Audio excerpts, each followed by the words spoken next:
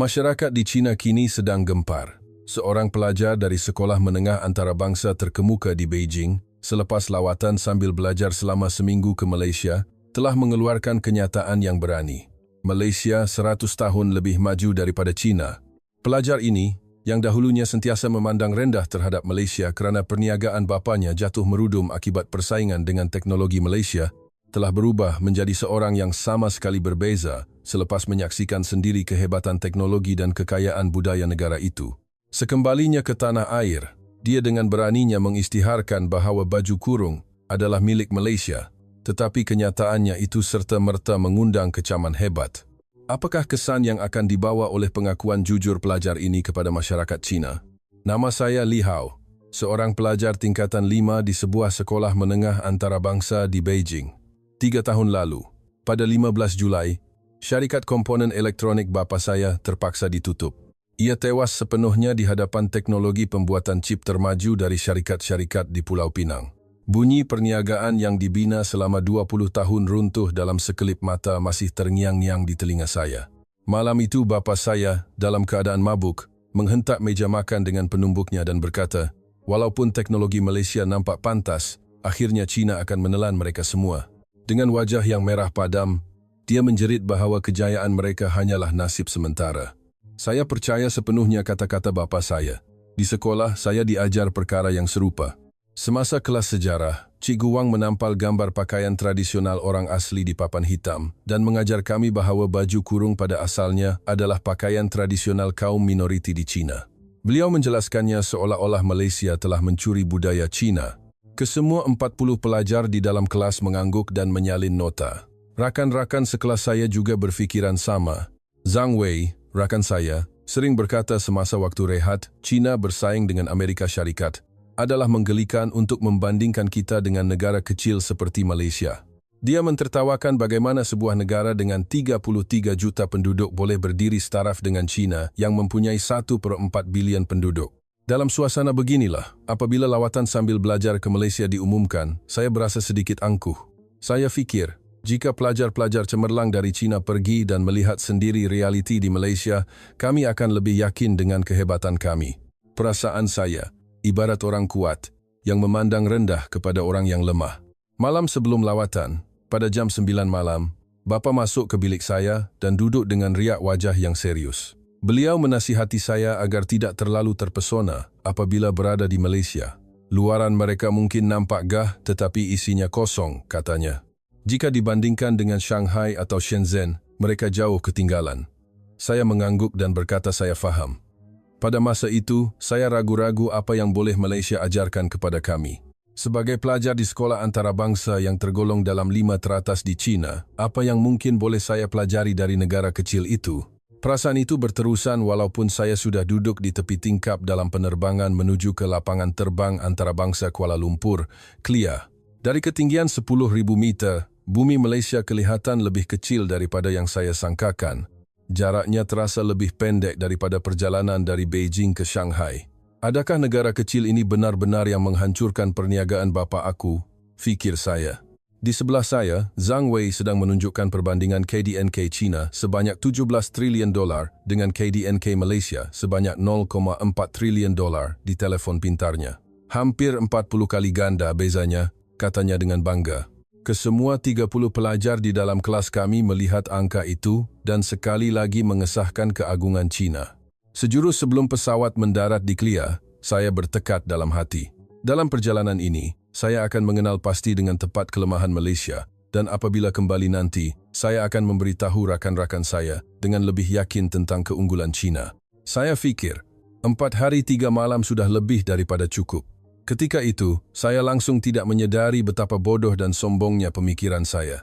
Saat tiba di Kelia, saya menerima kejutan pertama. Terdapat lebih 300 orang beratur di hadapan kaunter imigresen, tetapi yang menghairankan ialah tiada polis atau kaki tangan lapangan terbang yang menyusun barisan. Tiada juga CCTV yang kelihatan jelas. Orang ramai hanya beratur dengan teratur dalam 2 barisan secara sukarela. Zhang Wei mencuit lengan saya dan berbisik, "Tengok tu, beratur pun tak betul. Kalau di China, separuh daripada mereka pasti sudah selesai." Tetapi saya tertarik dengan sesuatu yang lain. Walaupun tiada sesiapa yang mengawasi, tiada seorang pun yang memotong barisan. Malah, mereka mengekalkan jarak yang konsisten dengan orang di hadapan sambil berbual dengan perlahan. Ini adalah pemandangan yang tidak dapat dibayangkan di lapangan terbang Beijing. Kejutan kedua menanti saya selepas selesai urusan imigresen dan menuju ke stesen transit aliran ringan, LRT. Waktu itu jam 5 petang, waktu puncak, jadi orang sangat ramai. Sebaik sahaja pintu LRT terbuka, saya cuba meluru masuk, tetapi seorang pakcik Melayu di hadapan menahan saya dengan tangannya. Saya hampir marah, tetapi pakcik itu tersenyum dan berkata, "Bagi yang nak turun dulu, anak." Barulah saya perasan ada orang di dalam tren sedang menunggu untuk keluar. Semua penumpang bergerak ke tepi, memberi laluan kepada mereka yang ingin turun. Di Beijing, adalah perkara biasa bagi orang yang ingin naik dan turun untuk berasak-asak, tetapi di sini, ketertiban terbentuk secara semula jadi. Di dalam LRT juga begitu. Orang ramai melihat telefon pintar atau membaca buku, tetapi mereka berhati-hati agar tidak berlanggar antara satu sama lain. Seorang pelajar sekolah menengah memberikan tempat duduknya kepada seorang nenek, dan nenek itu mengucapkan terima kasih dengan sopan. Saya semakin keliru. Bagaimana mungkin ketertiban dapat dikekalkan tanpa pengawasan dan hukuman? Di China, setiap stesen kereta api bawah tanah mempunyai pengimbas keselamatan dan CCTV dipasang di setiap sudut. Walaupun begitu, masih ramai orang yang memotong barisan dan menjerit. Di sini, kemudahan seperti itu tidak banyak kelihatan, tetapi suasananya lebih teratur. Pemandu pelancong kami, Aisyah, menjelaskan di sebelah kami, orang Malaysia diajar sejak kecil untuk bertimbang rasa terhadap orang lain. Memberi masalah kepada orang lain dianggap sebagai perkara yang paling memalukan. Zhang Wei masih tidak berpuas hati. Dia mendakwa cara itu terlalu pasif dan membosankan, dan cara Cina yang pantas dan dinamik adalah lebih efisien. Tetapi saya terus memerhati. Saya melihat orang berjalan di sebelah kanan tangga stesen LRT, membiarkan sebelah kiri kosong. Saya melihat mereka berbaris dalam satu barisan di eskalator untuk memberi laluan kepada mereka yang tergesa-gesa. Ketika itulah saya menyadari sesuatu. Ini bukan sekadar ketertiban. Ini adalah sesuatu yang mungkin berlaku kerana wujudnya kepercayaan antara satu sama lain. Kepercayaan bahawa jika saya bertimbang rasa terhadap orang lain juga akan bertimbang rasa terhadap saya. Apabila tiba di hotel dan berbaring di atas katil, saya terus teringat akan babak-babak itu. Perjalanan LRT yang mengambil masa 20 minit di Beijing di Kuala Lumpur hanya mengambil masa 15 minit, tetapi ia jauh lebih teratur dan selesa. Zhang Wei, sambil mandi, masih berkeras mengatakan bahawa kereta api bawah tanah di China lebih pantas dan moden. Tetapi persoalan mula timbul di fikiran saya. Adakah kepantasan dan kemodenan itu segalanya? Bukankah masyarakat di mana orang saling mempercayai dan bertimbang rasa adalah lebih maju? Malam itu, buat pertama kalinya, saya terfikir bahawa pandangan saya mungkin salah. Pagi hari kedua, jam 7 pagi, saya pergi ke kedai serbaneka berhampiran hotel untuk membeli sarapan dan sekali lagi saya terkejut, tiada juruang. Ia adalah kedai serbaneka layan diri. Pada mulanya, saya fikir ia adalah sistem yang pernah saya lihat di China, tetapi apabila diperhatikan dengan teliti, ada perbezaannya. Kedai layan diri di China dilengkapi dengan kamera pengecaman wajah di mana-mana dan penderia anti kecurian yang padat. Tetapi di sini berbeza. Hanya ada satu CCTV di atas kaunter pembayaran, itu pun kecil dan tidak begitu ketara. Hampir tiada tag anti kecurian pada produk. Seolah-olah mereka hanya percaya bahawa pelanggan akan mengambil barang dan membayarnya dengan jujur di kaunter layan diri. Melihat ini, Zhang Wei ketawa sinis. Orang Malaysia ni naif sangat. Sistem macam ni akan bangkrut sekelip mata kalau orang Cina datang, katanya. Tetapi saya berfikir sebaliknya. Ini bukan kenaifan, tetapi kepercayaan terhadap anggota masyarakat. Semasa menunggu di perhentian bas, saya menemui sesuatu yang lebih menakjubkan.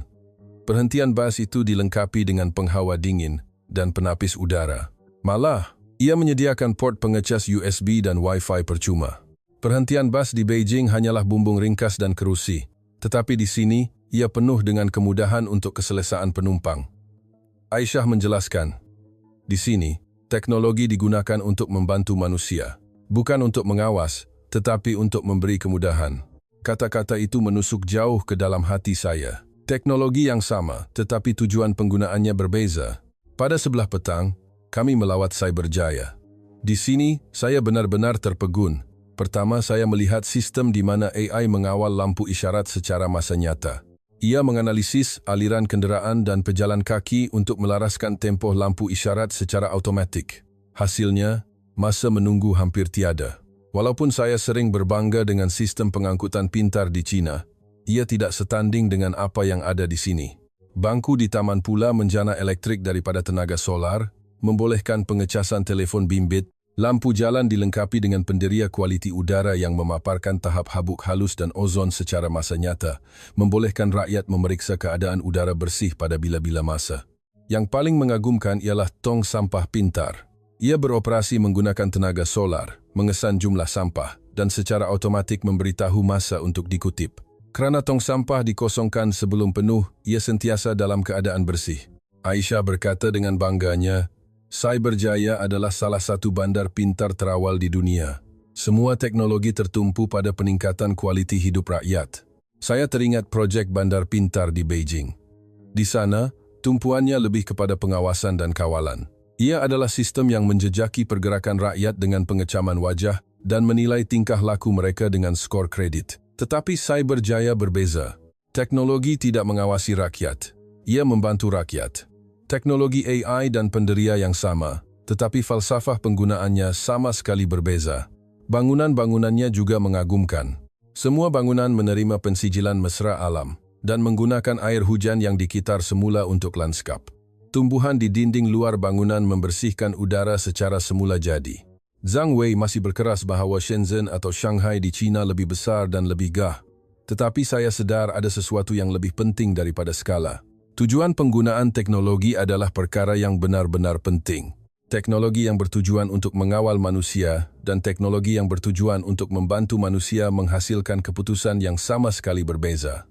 Petang itu, di dalam bas pulang ke hotel, saya memandang keluar tingkap dan berfikir, China juga mampu mencipta teknologi seperti ini. Tetapi mengapa kita hanya memberi tumpuan kepada pengawasan dan kawalan? Saya terfikir, kemajuan sebenar bukan datang dari tahap teknologi, tetapi dari falsafah di sebalik penggunaannya. Pada hari ketiga, jam 10 pagi, apabila kami tiba di Museum Negara, saya menyaksikan pemandangan yang tidak dijangka. Lebih 200 pelancong asing beratur di pintu masuk museum. Tetapi lebih separuh daripada mereka memakai baju kurung dan baju Melayu. Orang Amerika, Eropah, dan Asia Tenggara memakai busana tradisional Malaysia dengan pelbagai warna dan bergambar dengan gembira. Zhang Wei berbisik di telinga saya, tengok tu. Mereka menipu orang asing dengan menjual pakaian kaum minoriti kita sebagai pakaian tradisional Malaysia. Dia mendecit, mengatakan bahawa orang asing itu sedang ditipu. Tetapi saya rasa ada sesuatu yang tidak kena. Jika ia benar-benar palsu, mengapa begitu ramai orang asing menyukainya? Lagipun, riak wajah mereka yang memakai baju kurung kelihatan begitu semula jadi dan gembira. Apabila kami masuk ke dalam museum, lebih banyak kejutan menanti. Seorang kaki tangan di pameran tekstil fasih berbahasa Inggeris menerangkan sejarah baju kurung kepada pelancong asing. Ia adalah pakaian tradisional yang telah berkembang selama lebih 500 tahun sejak zaman Kesultanan Melayu Melaka, jelasnya, sambil memberitahu setiap bahagian mempunyai maknanya yang tersendiri. Saya terkejut. Ini sama sekali berbeza daripada apa yang saya pelajari di sekolah. Cikgu Wang dengan jelas mengajar bahawa baju kurung berasal dari pakaian salah satu kaum minoriti di China, tetapi di sini, mereka mengatakan ia adalah tradisi asli Malaysia. Saya menerima kejutan yang lebih besar apabila memasuki Dewan Pameran Sejarah. Seluruh dinding mempamerkan sejarah Kesultanan-Kesultanan Melayu. Tertulis bahawa ia adalah kerajaan merdeka yang wujud selama beratus-ratus tahun. Pameran itu menunjukkan evolusi baju kurung secara terperinci. Dijelaskan bahawa ia adalah pakaian yang disempurnakan pada zaman Kesultanan Melaka. Walaupun ada disebutkan pengaruh dari pakaian Cina, ciri-ciri unik Malaysia lebih ditonjolkan. Saya semakin keliru. Mana satu yang benar? Saya bertemu dengan sebuah keluarga pelancong asing yang memakai baju kurung dan bertanya kepada mereka, mengapa anda memakainya? Si bapa menjawab, budaya Malaysia sangat indah. Terutamanya, saya suka potongan baju kurung yang elegan ini. Anak perempuannya tersenyum riang dan berkata dia berasa seperti seorang puteri Melayu apabila memakainya. Melihat reaksi mereka yang tulus, saya sedar. Mereka tidak ditipu. Mungkin sayalah yang telah diajar perkara yang salah. Aisyah yang memandu kami menjelaskan, Baju kurung adalah warisan budaya utama Malaysia. Kini, baju kurung yang ditafsir semula secara moden juga sangat popular. Dia dengan bangga memberitahu bahawa golongan muda Malaysia juga memakai baju kurung pada hari-hari istimewa. Pada sebelah petang, kami melawat galeri lain. Di sana, saya melihat bukti yang muktamad. Terdapat senarai warisan budaya Malaysia yang diiktiraf oleh UNESCO dipamerkan. Budaya pakaian tradisional yang berkaitan dengan baju kurung termasuk dengan megahnya. Apa yang lebih mengejutkan ialah pameran berkaitan Cina. Sejarah pertukaran budaya antara Malaysia dan China dipamerkan secara objektif. Dijelaskan bahawa setiap negara mengembangkan ciri khasnya sendiri. Baju kurung dinyatakan sebagai pakaian yang benar-benar asli, lahir dari cita rasa estetik dan cara hidup unik orang Melayu. Pada ketika itu saya berasa malu. Kami mendakwa baju kurung adalah milik China.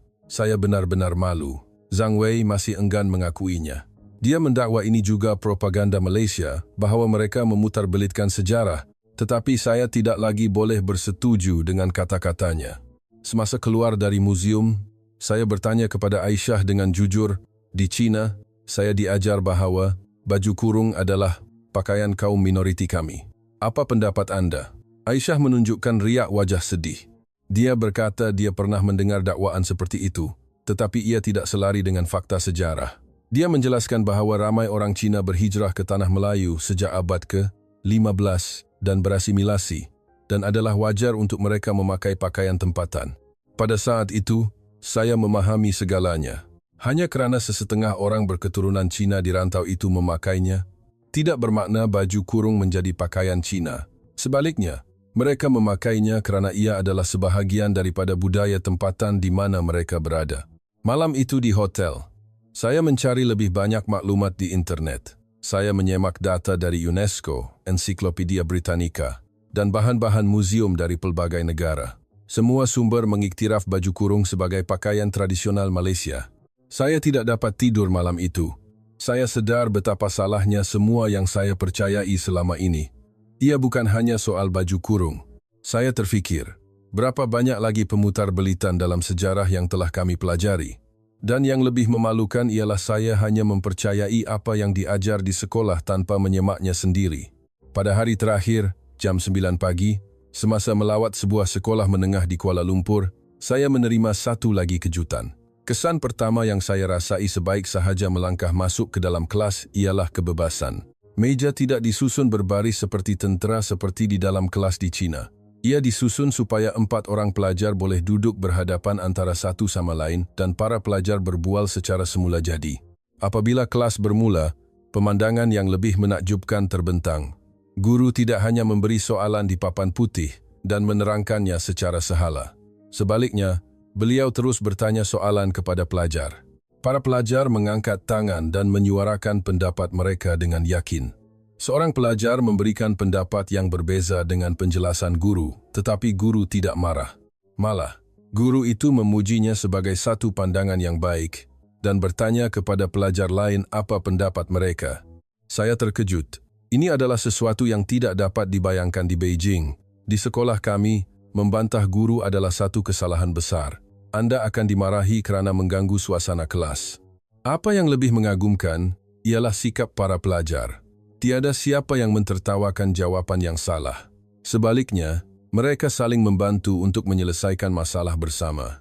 Aisyah menjelaskan, pendidikan di Malaysia lebih mementingkan kerjasama berbanding persaingan. Mereka menganggap kemajuan bersama lebih penting daripada kejayaan seorang diri. Apabila tiba waktu makan tengah hari dan kami pergi ke kantin, saya terkejut lagi. Para pelajar beratur sendiri. Mereka juga mengucapkan terima kasih kepada makcik-makcik kantin. Di China, kantin sentiasa bising dan memotong barisan adalah perkara biasa, tetapi di sini semuanya teratur. Yang lebih mengejutkan ialah apa yang berlaku selepas mereka selesai makan. Para pelajar secara sukarela membersihkan pinggan mangkuk mereka dan mengelap meja. Ia bukan dilakukan secara paksa kerana giliran bertugas, tetapi mereka saling membantu secara semula jadi. Pada sebelah petang saya melihat waktu pembersihan, dan ini juga mengagumkan. Para pelajar membersihkan kelas, koridor, dan tanda sendiri, tetapi tiada seorang pun yang merungut. Sebaliknya, mereka ketawa dan membersih dengan gembira. Zhang Wei berbisik kepada saya. Ini sistem negara mundur yang menggunakan pelajar sebagai tukang cuci. Cina mengupah syarikat pembersihan profesional, katanya dengan nada angkuh. Tetapi saya melihatnya secara berbeza. Ini bukan sekadar pembersihan. Ia adalah pendidikan untuk memupuk tanggung jawab. Mereka menjaga ruang yang mereka gunakan sendiri. Saya berpeluang berbual dengan seorang pelajar Malaysia, dan kata-katanya sangat berkesan. Dia berkata matlamat kelas mereka ialah semua lulus cemerlang. Bukan hanya seorang yang mendapat tempat pertama, tetapi matlamatnya adalah agar semua rakan sekelas dapat masuk ke universiti yang mereka inginkan bersama-sama. Saya terkejut. Ini adalah kata-kata yang tidak dapat dibayangkan di dalam kelas kami. Di Beijing, kami berfikir, rakan saya mesti gagal supaya saya boleh berjaya. Markah peperiksaan didedahkan, kedudukan ditampal, dan kami sentiasa dibuat untuk bersaing. Pelajar itu terus berkata, bagi kami, lebih penting untuk maju bersama daripada hanya seorang yang menjadi nombor satu. Pelajar yang pandai membantu rakan yang lemah, mereka berkongsi nota, dan menyelesaikan masalah yang sukar bersama-sama. Waktu pendidikan jasmani juga berbeza. Semasa bermain bola sepak, pelajar yang kurang mahir tidak dipinggirkan. Sebaliknya, mereka diberi peluang untuk menjaringkan gol. Menikmati permainan bersama dianggap lebih penting daripada memenangi perlawanan. Selepas sekolah kami melihat aktiviti kelab. Di kelab debat, para pelajar berkongsi pendapat dengan bebas. Mereka berdebat dengan hujah menyokong dan membangkang, tetapi mereka menghormati satu sama lain dan menyampaikan hujah secara logik. Ketika itulah saya sedar. Bukan satu kebetulan para pelajar Malaysia menjaga ketertiban di LRT dan bertimbang rasa terhadap satu sama lain. Ia kerana mereka telah menerima pendidikan seperti ini sejak kecil. Malam itu, dalam perjalanan pulang ke hotel, saya banyak berfikir, perbezaan antara pendidikan Cina dan Malaysia. Kami hanya menekankan pencapaian individu, tetapi Malaysia mementingkan pembangunan komuniti, pendidikan yang melahirkan juara melalui persaingan, dan pendidikan yang memupuk pertumbuhan semua orang melalui kerjasama. Mana satu cara yang lebih maju? Malam itu, saya yakin, pendidikan sejati bukan tentang markah, tetapi tentang membina sahsiah manusia. Pada hari pertama saya kembali ke Beijing, saya menerima kejutan besar.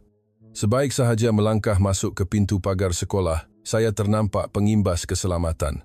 Saya terpaksa membuka beg untuk diperiksa dan melalui pengesan logam. CCTV dipasang di seluruh koridor, dan kamera pengawas beroperasi di setiap kelas. Hanya 3 hari selepas kembali dari Malaysia, saya menyadari betapa menindasnya semua ini. Ia adalah sistem yang tidak mempercayai dan sentiasa mengawasi pelajarnya. Di dalam kelas juga sama. Pelajar duduk berbaris lurus, hanya memandang guru. Tiada siapa yang bertanya. Tiada siapa yang berkongsi pendapat. Apabila guru mengajar secara sehala, pelajar hanya menyalin nota. Waktu makan tengah hari di kantin lebih menyedihkan.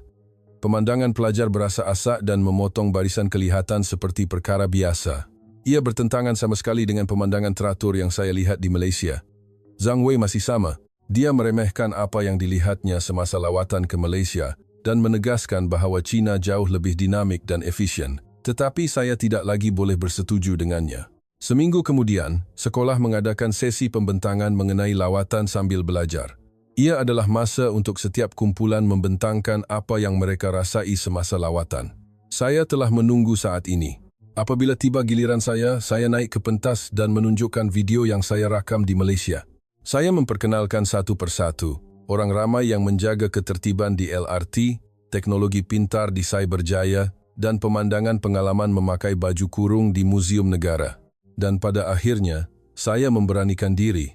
Ada beberapa perkara yang kita salah faham selama ini, kata saya. Saya mengaku bahawa baju kurung bukanlah pakaian kaum minoriti Cina, tetapi pakaian tradisional unik milik Malaysia. Saya menjelaskan bahawa saya telah mengesahkannya sendiri di museum, dan ia adalah warisan budaya yang diiktiraf oleh UNESCO. Suasana kelas menjadi riuh serta-merta.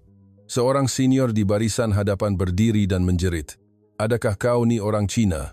Memihak kepada Malaysia, kau mengkhianati negara." Pelajar lain turut mengejek saya. Zhang Wei dengan muka merah padam menghampiri saya. "Apa yang kau dah makan di Malaysia sampai cakap macam ni? Memalukan," bentaknya. Tetapi saya tidak berganjak. Jika menyatakan kebenaran adalah satu pengkhianatan, maka aku rela menjadi pengkhianat, jawab saya.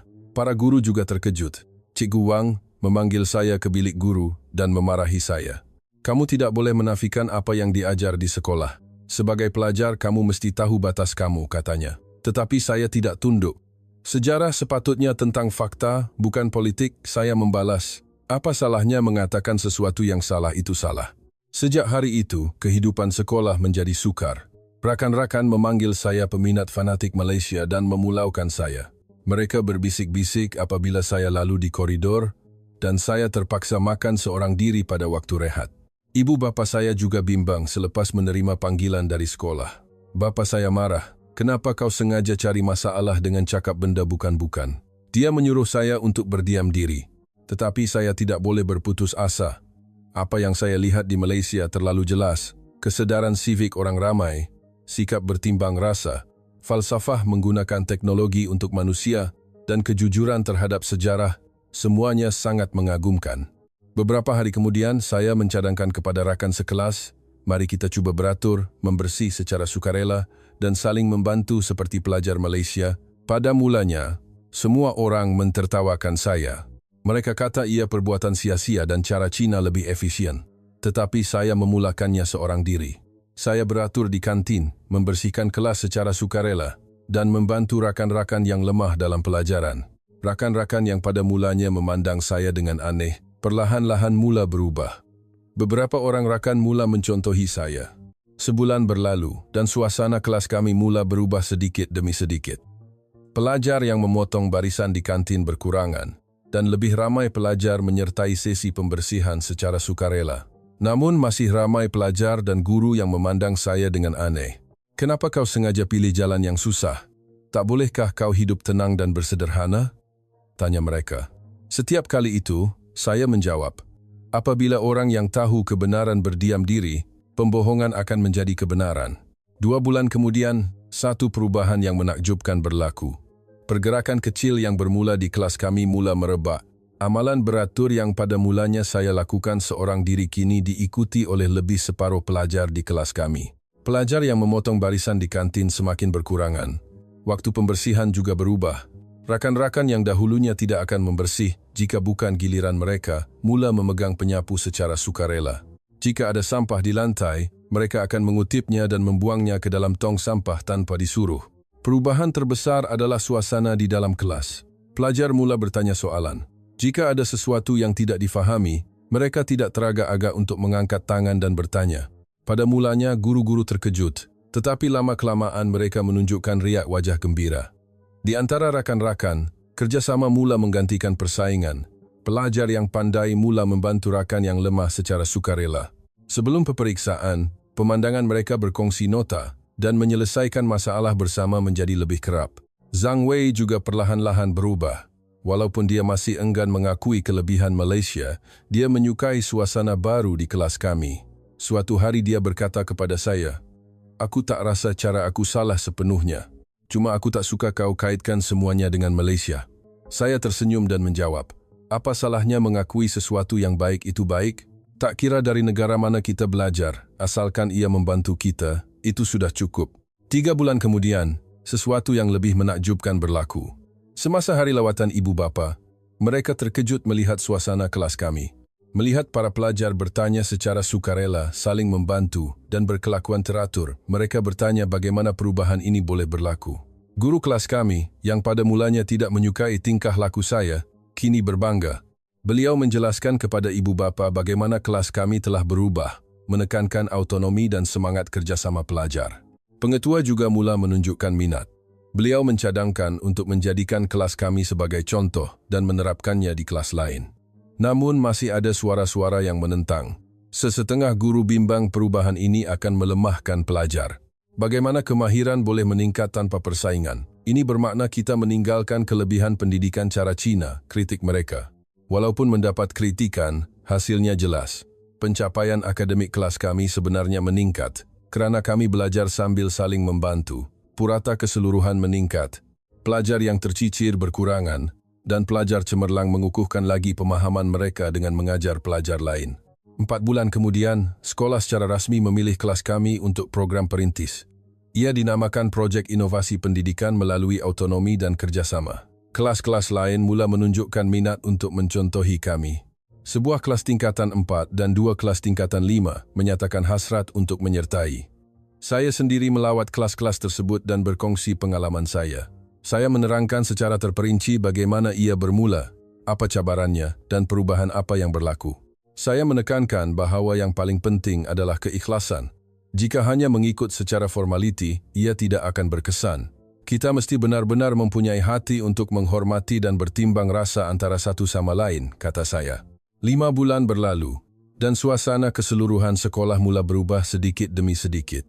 Pelajar yang membuang sampah merata-rata di koridor berkurangan, dan ketertiban di kantin bertambah baik. Yang paling penting, riak wajah para pelajar menjadi lebih ceria. Daripada kelihatan tertekan akibat persaingan seperti dahulu, lebih banyak kelihatan wajah mereka yang menikmati kehidupan sekolah sambil bekerja sama. Zhang Wei akhirnya mengakui, apa yang kau belajar dari Malaysia tu tak teruk juga. Kelas kita memang jauh lebih baik dari dulu. Namun, dia masih berkeras dengan satu perkara. Cara-cara yang baik ini pasti sudah ada di China asalnya. Malaysia bukan istimewa sangat pun. Saya tidak lagi berniat untuk berdebat tentang itu. Apa yang penting bukanlah dari negara mana kaedah itu berasal, tetapi sama ada kaedah itu membantu kita atau tidak. Malam itu, saya menulis di dalam diari saya, perubahan kecil boleh membawa perubahan besar. Keberanian seorang insan mampu menggerakkan hati 100 orang. 6 bulan berlalu, dan saya membuat keputusan paling penting dalam hidup saya. Menjelang semester kedua tingkatan 6, saya perlu memilih jurusan untuk ke universiti. Bapa saya masih mahu saya mengambil jurusan perniagaan atau kejuruteraan.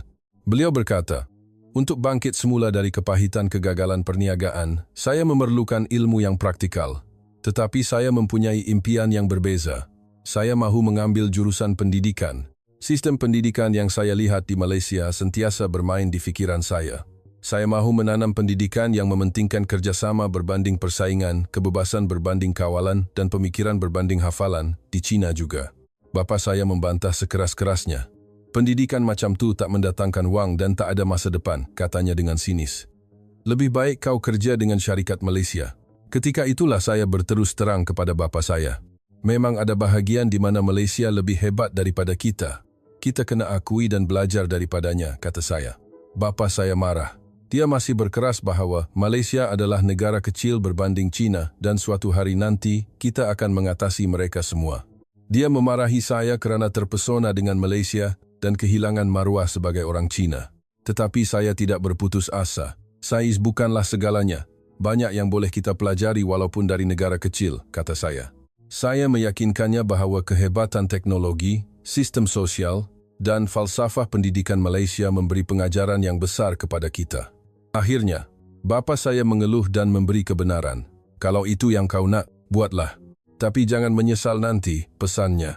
Semasa membuat persediaan untuk peperiksaan kemasukan universiti, saya mencari lebih banyak maklumat.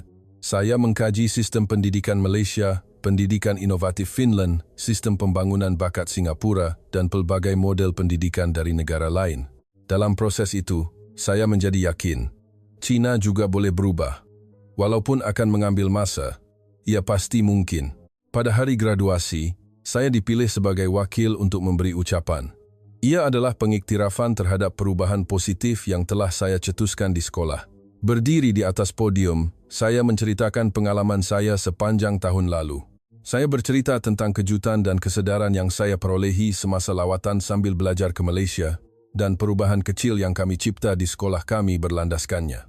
Pada akhir ucapan, saya berkata, kita tidak sepatutnya memandang rendah kepada negara kecil. Sebaliknya, kita perlu mencari apa yang boleh dipelajari. Kita juga suatu hari nanti boleh membina masyarakat seperti itu. Walaupun mengambil masa, ia pasti mungkin. Reaksi penonton bercampur baur. Ada yang bertepuk tangan, tetapi masih ramai yang menunjukkan riak wajah tidak senang. Tetapi saya tidak peduli. Apa yang penting adalah menyatakan kebenaran, dan saya percaya suatu hari nanti kebenaran itu akan diterima. Selepas diterima masuk ke universiti, saya mula belajar bahasa Melayu. Suatu hari nanti, saya mau kembali ke Malaysia dan belajar lebih banyak lagi. Saya mahu melihat suasana pendidikan dengan lebih dekat dan berbual dengan guru-guru di Malaysia. Zhang Wei masih mempunyai perasaan yang bercampur baur tentang Malaysia. Tetapi kini dia berkata dia memahami saya sepenuhnya. Apa salahnya mengakui sesuatu yang baik itu baik, katanya. Sambil menambah bahwa jika ada peluang, dia juga mahu melihat Malaysia dengan betul suatu hari nanti. Menjelang kemasukan ke universiti, saya memasang impian baru. Selepas menamatkan pengajian dalam bidang pendidikan, saya mahu menyumbang kepada perubahan realiti pendidikan di China. Saya mahu mencipta sistem pendidikan yang berteraskan kerjasama dan kebebasan, meninggalkan pendidikan yang berpusatkan persaingan dan kawalan. Dan suatu hari nanti, saya berharap Malaysia dan China akan menjadi rakan kongsi yang saling mengiktiraf dan belajar dari kelebihan masing-masing. Saya mengimpikan masa depan di mana kita belajar dari teknologi dan sistem sosial Malaysia sambil memanfaatkan dinamisme dan potensi China untuk maju bersama. Malam sebelum memulakan semester pertama, saya melihat semula gambar-gambar yang saya ambil di Malaysia. Pelancong asing memakai baju kurung di Museum Negara, bangku pintar di Cyberjaya, stesen LRT yang teratur, dan pelajar Malaysia yang membersih bersama-sama. Ketika itu, saya bertekad. Saya tidak akan mensia-siakan semua pengalaman ini. Saya akan membawa perubahan yang indah ini ke bumi Cina juga. Kebenaran, teknologi untuk manusia, pendidikan yang mementingkan kerjasama dan timbang rasa, serta sikap menghormati dan belajar dari budaya yang berbeza. Saya mahu menanam semua ini di tanah Cina dan melihatnya mekar. Perkara paling pasti yang saya pelajari dalam 18 tahun hidup saya ialah negara maju yang sebenar tidak ditentukan oleh saiznya, tetapi oleh falsafah layanannya terhadap rakyatnya. Dan saya juga sedar bahwa tiada sempadan dalam mempelajari dan mengamalkan falsafah itu. Sama ada negara kecil atau besar, yang baik tetaplah baik. Dan saya menanam harapan bahwa kita juga mampu mencontohinya. Menghadapi permulaan yang baru, saya mengucapkan terima kasih dalam hati kepada Malaysia. Dan saya berjanji akan kembali suatu hari nanti dengan versi diri saya yang lebih matang.